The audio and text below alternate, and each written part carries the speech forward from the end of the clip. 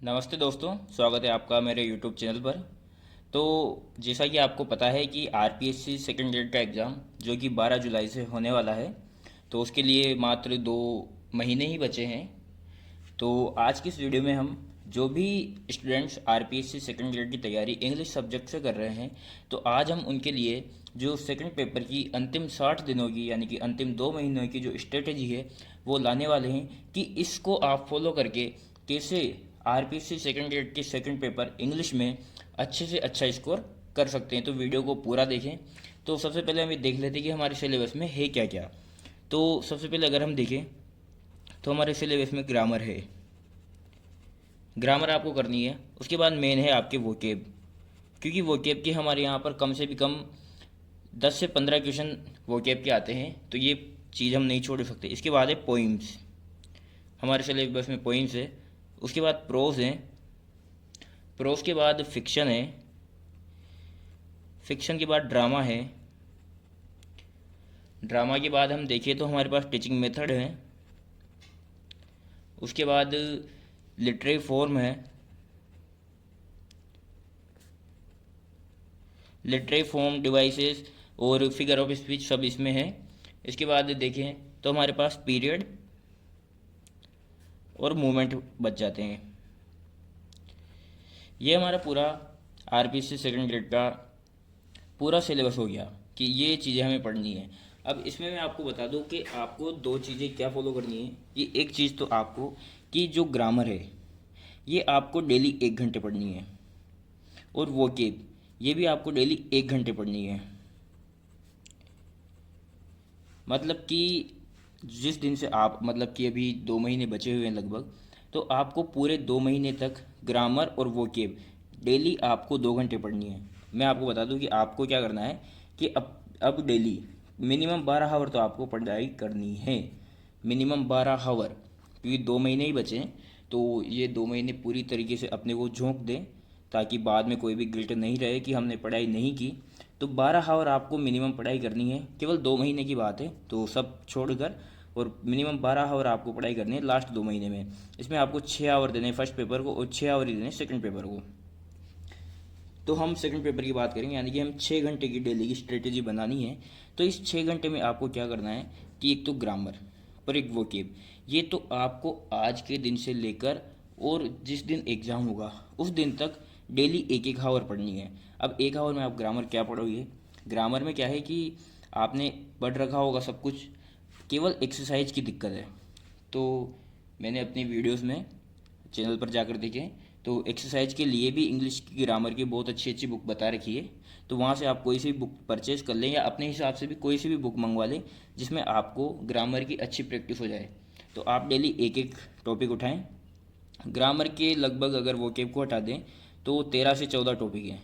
13 से 14 टॉपिक हमारे पास हैं। अगर आप डेली एक एक मतलब कि टॉपिक उठाएं और उसकी 1 घंटे प्रैक्टिस करें, तो आप आराम से 13 14 दिन में पूरी ग्रामर कर सकते हैं। तो आप तो डेली एक एक टॉपिक उठाएं, और जब तक एग्ज़ाम नहीं हो जाए तब तक आप 1 1 आवर पढ़ें उसको। मतलब एक्सरसाइज करें, पढ़े नहीं, केवल एक्सरसाइज करें आप। और जो एक्सरसाइज में गलती होती है उनको कॉपी में नोट कर ले और उनको दोबारा गलत ना होने दे। ऐसा ही आपको वोकेब में करना है। वोकेब भी आप आज के दिन से डेली 1 घंटा पढ़ना चालू कीजिए। एक दिन आप फ्रेजल वर्ब पढ़ लीजिए, एक दिन ईडियम फ्रेजेस, एक दिन सिनोनिम एंटोनिम। ऐसे आपको पूरे एग्ज़ाम तक 1 1 आवर वोकेब पढ़नी है। यानी कि आपको डेली के 2 आवर तो केवल ये ही देने हैं। उसके बाद आपके पास बचते हैं 4 आवर। अब डेली में बताऊँ आपको 4 आवर में आपको करना क्या है कि आप प्रोस को आराम से 4 दिन में, अगर 4 4 आवर डेली पढ़ोगे, सॉरी पोइम को, तो 4 दिन में आराम से 15 पोइमें आराम से हो सकती है। 4 4 आवर पढ़िए। आप 1 घंटे में एक पोइम भी करेंगे, क्योंकि पोइम हमने सबने पढ़ रखी है पहले। अब लास्ट 2 महीने बचे हैं तो ये रिवीजन की बात है। तो केवल आप आराम से 1 घंटा पढ़ करके कर सकते हैं। इसमें आपको पूरा सिलेबस पढ़ना है। पोइट का जो इंट्रोडक्शन है वो भी पढ़ना है, लेकिन आपको जो पोइट का इंट्रोडक्शन है उस पर कम ध्यान देना है और पोइम पे ज़्यादा ध्यान देना है। तो आप आराम से 4 दिन में 4 4 घंटे पढ़कर पोइम्स ख़त्म कर सकते हो। प्रो उसके बाद प्रोस की बात करें तो 6 प्रोस है, 2 दिन में आराम से प्रोस भी खत्म हो जाएंगे 4 घंटे डेली पढ़कर। फिक्शन आप 2 दिन में ख़त्म कर सकते हैं। 4 घंटे में एक फिक्शन आराम से ख़त्म हो जाएगा। उसके बाद ड्रामा है, ड्रामा भी आप 2 दिन में आराम से ख़त्म कर सकते हो। एक दिन में एक ड्रामा आराम से कर सकते हो। ड्रामा को आपको क्या है कि आपने पहले अगर ड्रामा पढ़ रखा है तो आप उसके बाद समरी देख लीजिए, या फिर आपके जो की नोट्स हैं उनको देख लीजिए। पूरा वापस से एक साथ ड्रामा नहीं पढ़ा जा सकता है। और जैसे कि मालगुडी डेज से काफ़ी लंबा है, तो मैंने मालगुडी डेज की पूरी एक मतलब कि प्लेलिस्ट बना रखी है, जिसमें सभी पोइमें मैंने हिंदी ट्रांसलेशन करके दी हुई है। तो अगर आप उन वीडियो को केवल सुन भी लेंगे ना, तो भी आपका काम हो जाएगा। तो चैनल पर आप जा सकते हैं। और उसके बाद मेथड की बात करें तो मेथड आप 3 दिन में आराम से मेथड ख़त्म कर सकते हैं। उसके बाद लिटरेरी फॉर्म डिवाइसेस, इनकी बात करें तो ये ज़्यादा हार्ड नहीं पड़ती है। आप 2 दिन में 4-4 घंटे पढ़कर आराम से इन्हें कवर कर सकते हैं। और पीरियड और मूवमेंट की बात करें तो 3 दिन में ये भी आराम से हो सकते हैं। यानी कि अगर हम इनको जोड़ें तो ये होते हैं 18 दिन। यानी कि 18 दिन में हम अपना इंग्लिश का सिलेबस पूरा कर सकते हैं। ग्रामर है 13-14 दिन में हो जाएगी। वोकेब कोई अनंत नहीं है, वोकेब अनंत है, मतलब कि इसका कोई अंत नहीं है, अनंत है वोकेब। तो हम 18 दिन में आराम से रिवीजन कर सकते हैं। आज है हमारे यहाँ पर 9 तारीख है, आज 9 मई, 9 मई है। अगर आप इसमें 18 दिन भी जोड़े तो भी मतलब लगभग आप 26, 27, 28 तारीख तक कर सकते हैं। लेकिन हम पूरे इस महीने में, यानी कि आपको मई महीने में, पूरे मई के महीने में आपको एक बार पूरे इंग्लिश का रिवीजन कर लेना है। और आराम से हो सकता है अगर आप इस स्ट्रेटेजी से।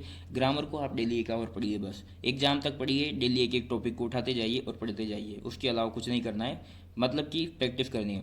वो कि आप डेली 1 आवर पढ़िए, बाकी 4 आवर आप इनको पढ़िए। 3-4 दिन पोइम, 2 दिन प्रोस, 2 दिन फिक्शन, 2 दिन ड्रामा, 3 दिन मेथड, 2 दिन लिटरेरी फॉर्म और पीरियड मूवमेंट 3 दिन में।